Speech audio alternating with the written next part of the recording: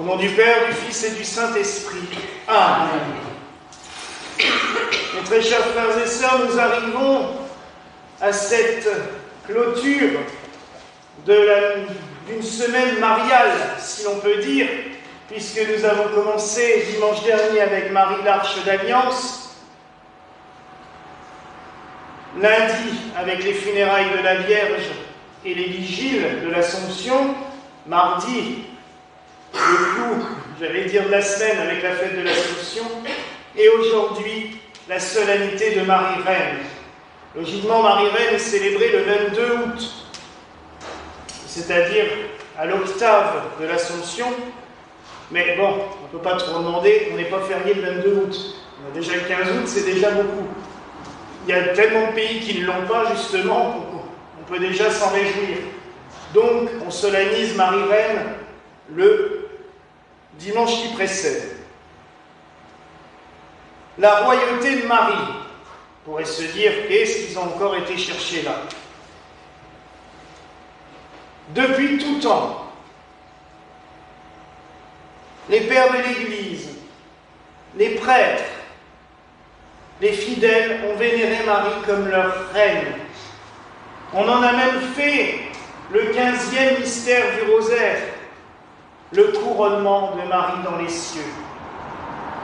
Ainsi, dès les débuts du christianisme, on s'est imaginé qu'après son Assomption, son arrivée au ciel, Marie a été couronnée par Dieu le Père, par son Fils, dans l'amour du Saint-Esprit, comme reine, non seulement des cieux, mais aussi de la terre. C'est pour cela qu'au début de cette célébration, j'ai offert en votre nom à toutes et tous cette couronne de fleurs déposée à ses pieds. C'est nos hommages que nous déposons à ses pieds. Marie n'est pas une reine qui va dominer son peuple à coups de bâton, de sentences, de jugements, ou avec son armée. Si, elle a une armée, l'armée angélique, mais généralement ils sont plutôt sympathiques, contrairement aux armées que l'on peut croiser ailleurs.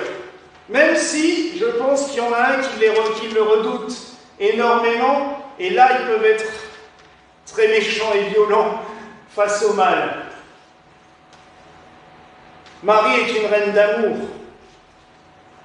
et elle est avant tout mère. C'est Sainte Thérèse qui disait « Oh, Marie, elle est plus mère que reine. » Et c'est vrai, elle est notre mère à toutes et à tous. Pourquoi?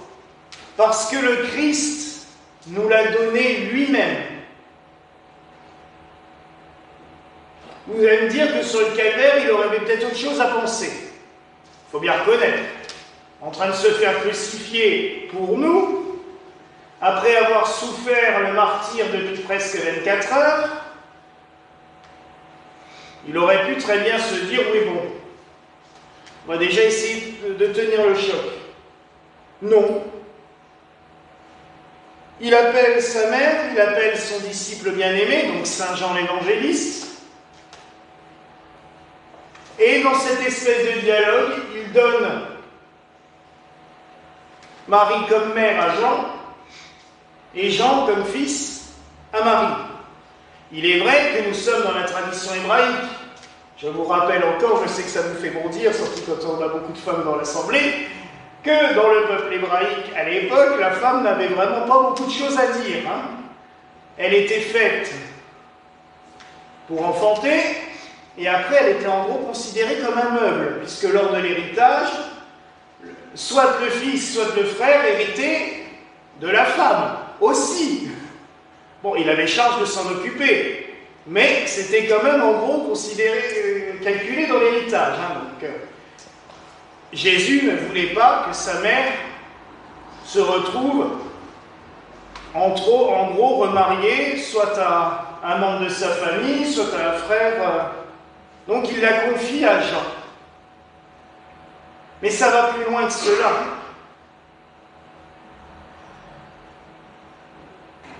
en donnant Marie pour mère à Jean, il nous la donne à toutes et à tous.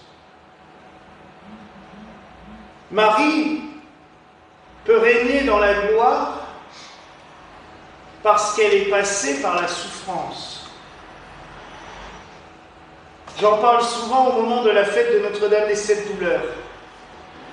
On parle de la fête de la compassion de la Vierge Marie. Le Christ a souffert sa passion, Marie, on célèbre sa compassion. C'est-à-dire qu'elle a participé à la passion de son Fils. Toute mère qui a perdu un enfant sait ce que Marie a vécu. Une autre mère le sait aussi au plus profond d'elle quand elle sent ses tripes et son ventre se retourner dès que son enfant a le moindre petit bobo. Il me regarde en face. Donc vous imaginez ce que Marie a vécu au plus profond de ses tripes. Depuis l'enfance, parce que déjà Jésus bébé, ils en ont quand même passé des vertes et des pas mûres. Donc elle a participé aux souffrances de son Fils. Elle a souffert avec lui. Et c'est par là qu'elle a obtenu cette gloire aussi. Et je l'ai déjà dit le 15 août, mais quand on me dit, ou qu'on raballe Marie au rang d'une espèce de mère porteuse qui a porté Dieu, et puis bon, après on s'en fout, elle n'existe plus, non. On voit bien la place que son Fils lui a donnée tout au long des évangiles. Pareil avec l'évangile que nous avons lu dimanche dernier.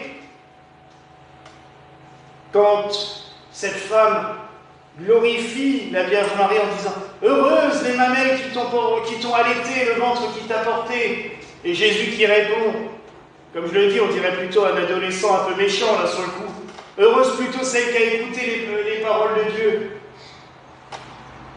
Et beaucoup le prennent mal, disant « Oui, mais là, il a été vache. » Non. Il y a même certains qui disent « Oui, justement, vous voyez, si on écoute sa parole, on est mieux que Marie. » Non, il glorifie sa mère parce que justement, elle a écouté les paroles de Dieu. Elle les a méditées et elle les a mises en pratique. Heureuse celle qui a cru dans les paroles du Seigneur et qui les a mises en pratique. Elle a cru quand l'ange est venu la voir. Elle a mis en pratique ce que l'ange lui avait dit. Et c'est pour ça qu'elle est bienheureuse. Le fait que Marie soit dans la gloire des cieux est pour nous toutes et tous un message, un exemple à suivre. Car par elle, nous savons quoi faire pour y aller aussi. Et il n'y a rien de compliqué là-dedans. Des fois, on voudrait nous expliquer que pour être saint, il faut se lancer dans des pratiques terribles de l'ascèse. Alors oui, pour certains, sans aucun doute. Je l'ai déjà dit aussi, le curé d'Ars avait choisi de souffrir pour les pénitents qui venaient le voir. Mais c'était une mission bien particulière. Saint Nectaire d'Égine, on a encore un petit peu médité la vie cette semaine en regardant un très beau film biographique sur lui, a accepté la souffrance pour les autres. Mais la voie de la sainteté est beaucoup plus directe. L'amour. Écouter les paroles de Dieu et les mettre en pratique. Dans les saints évangiles, nous avons tout pour obtenir le ciel. Il suffit juste de suivre ce qui est marqué dedans. L'amour, l'amour, l'amour.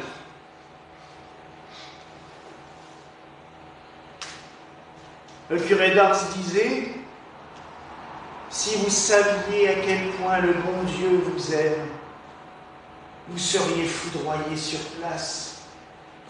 Tant l'amour humain est faible à côté du sien. »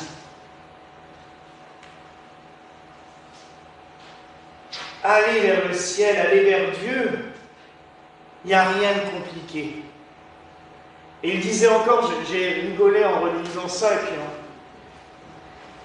un pénitent, parce que le pénitent qui était venu le voir a passé 8 jours à Ars, parce que tous les jours le saint curé lui disait « reviens demain ». Quand il est arrivé à Ars, il se revendiquait comme l'athée le plus convaincu. Oh, c'est toutes ces conneries. Il a même assisté au premier sermon du curé d'Ars en disant « oh, vous croyez quand même pas que c'est ça qui va me convertir ?» Puis le curé d'Ars vient le voir après l'homélie, il lui dit « vous venez à la sacristie après la messe. » Bon. Mais il lui a dit très gentiment, mais de manière à ce qu'il est difficile de dire non. Après la messe, il lui dit « mettez-vous à genoux, confessez-vous. » « J'ai rien à vous confesser. »« Oui, oui, je sais. Mettez-vous à genoux. »« Mais je viens de vous dire que non. »« Oui, c'est pas grave, mettez-vous à genoux quand même. » Puis de guerre lasse, le monsieur s'est quand même confessé, il s'est dit « de toute façon, j'arriverai pas à aller contre lui. » Et ça a duré. Et il lui a dit « mais revenez demain. » Il ne lui a pas donné le pardon. Et ainsi de suite. Réfléchissez. Et un jour, le curé d'Ars, il trouve le curé d'Ars en train de pleurer. Il dit « mais monsieur le curé, pourquoi vous pleurez comme ça ?»« Je pleure parce que tu as le cœur trop dur. » Alors le gars, il lui dit « mais c'est pas à vous de pleurer pour mes problèmes à moi. » « Bah si, comme toi tu le fais pas, je le fais pour toi. » Ah. Il revient encore le lendemain, puis tout d'un coup, c'est monsieur qui se met à pleurer. Il dit « ah ben, qu'est-ce qui t'arrive, tu pleures maintenant ?»« Oui, je pleure parce que j'aime pas Dieu. » Lui dit « bah si tu pleures, c'est que tu l'aimes, justement. Sinon, ça te ferait pas du mal de pas l'aimer. » Et le monsieur lui répond « mais alors comment je fais pour aller vers lui ?» Et alors la réponse, elle est géniale. Droit comme un boulet de canon. Oui, mes frères et sœurs, aller vers Dieu, il n'y a rien de compliqué. Et Marie, elle nous le montre tout le temps. Cherchons pas à comprendre, à se casser la tête, à calculer, à se faire des réflexions qui sortent dans tous les sens. Dieu, c'est direct, du cœur vers lui. Notre tête, elle a souvent tendance à nous emmener sur des chemins bien compliqués. J'avais un prof de théologie qui m'avait quand même dit « plus tu fais de la théologie, moins tu crois en Dieu. Laisse parler ton cœur en priorité. Le reste, c'est bien pour approfondir les choses, mais la foi, elle doit être là en priorité. Quand tu veux parler au bon Dieu, tu lui parles avec ton cœur. Le reste, ça viendra plus tard. » Alors oui, mes frères et sœurs, Marie, elle nous montre ce chemin. Elle nous dit, c'est tout droit, allez-y. Faites ce qu'il vous dira, elle nous l'a dit à Cana. Heureuse celle qui a cru dans les paroles de Dieu et les a mises en pratique. Elle l'a fait. Et elle nous montre le chemin du ciel. Et c'est pour cela que nous pouvons la vénérer comme reine. Une reine qui n'est pas arrivée là par héritage ou par privilège,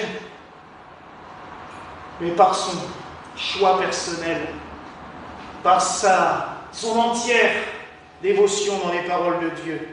Je dirais même son entier abandon à la volonté de Dieu. Je sais que c'est compliqué. Je sais qu'avec notre raisonnement humain et notre orgueil humain, combien de fois on a dit « ouais, mais je ne comprends pas ce qu'il veut. Et pourquoi est-ce que je suis encore obligé de vivre ça? Et pourquoi encore des épreuves? Et pourquoi encore si ?» L'explication viendra bien en son temps. Laissons faire. Et vivons. Continuons. Toujours. Marie nous emmène là où il faut. Le Seigneur nous l'a offert pour ça. Alors oui, célébrons-la. Prions-la. En gardant toujours à la tête qu'elle nous emmène à un seul endroit. Jésus-Christ. Marie n'est pas là, je le répète encore une fois, elle n'est pas une fin en soi. On ne s'arrête pas, Marie. Quand on est arrivé à... C'est plus facile de prier Marie. Souvent, beaucoup l'ont dit. Dieu, c'est compliqué, il paraît sévère, il paraît... Marie, c'est tout amour, alors c'est plus facile d'aller vers elle. Mais quand on est allé chez elle, c'est elle qui nous emmène vers Dieu. Elle nous dit, il est là, il est là, ne l'oubliez pas, priez-le. Et alors là, tout à coup, tout va mieux. Parce que elle nous a guidés vers le bon port. Vous savez, on appelait Marie l'étoile de la mer. C'était pas pour rien. Les marins se servent des étoiles pour se guider vers le port. Et Marie, elle nous guide vers un seul port, Jésus-Christ. Alors laissons-la nous guider.